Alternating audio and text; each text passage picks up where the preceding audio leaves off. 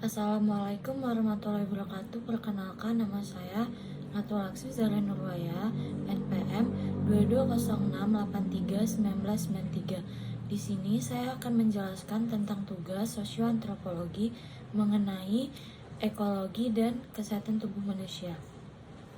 Di sini saya akan menjelaskan hubungan tentang pemanasan global atau global warming dengan kesehatan pernapasan bahkan kesehatan manusia lainnya. Berikut adalah penjelasannya.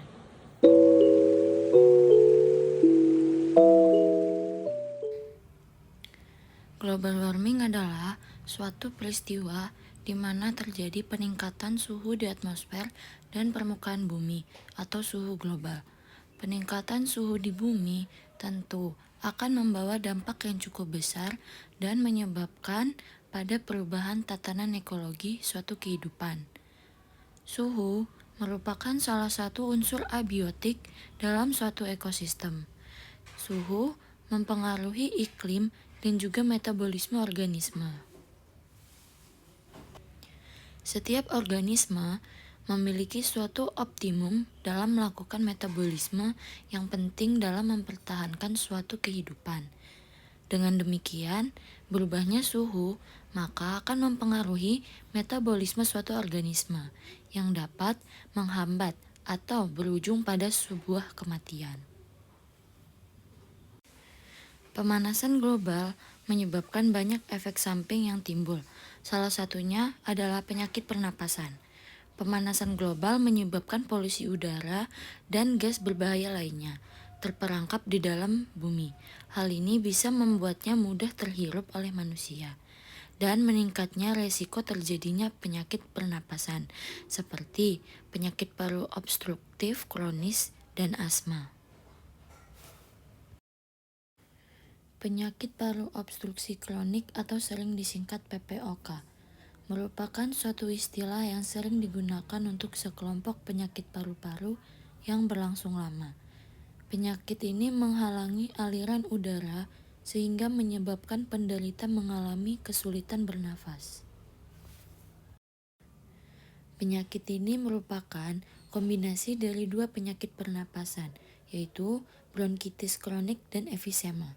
Bronkitis kronik adalah infeksi pada saluran pernapasan yang menuju paru-paru, yang menyebabkan penyempitan dinding bronkus dan peningkatan produksi mukus atau cairan disalurkan pernapasan.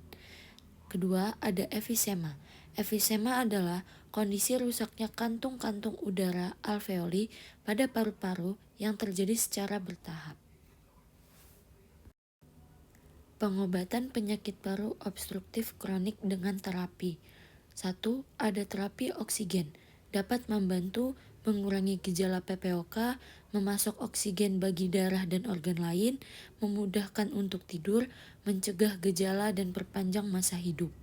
2. Rehabilitas paru atau pernapasan merupakan program khusus bagi penderita penyakit paru, diantaranya mempelajari cara mengendalikan pernapasan melalui olahraga, nutrisi, dan pikiran positif.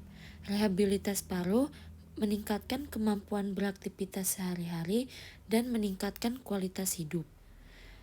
3. Terapi ventilasi non-invasif di rumah menggunakan masker untuk meningkatkan pernapasan. Penyakit menular juga bisa ditimbulkan karena adanya pemanasan global. Perubahan iklim menyebabkan suhu udara naik dan curah hujan meningkat. Hal ini berkaitan dengan peningkatan jumlah dan perluasan penyebaran hewan pembawa penyakit, terutama di daerah tropis seperti Indonesia. Salah satu hewan pembawa penyakit yang paling banyak ditemukan adalah nyamuk. Hewan ini menjadi perantara berbagai penyakit seperti malaria, demam berdarah, dan kaki gajah. Karena banyaknya dampak buruk yang timbul akibat pemanasan global, sebagai manusia, kita harus berusaha mengurangi risiko itu dengan mencegah pemanasan global dengan langkah-langkah sederhana yang mampu mencegahnya.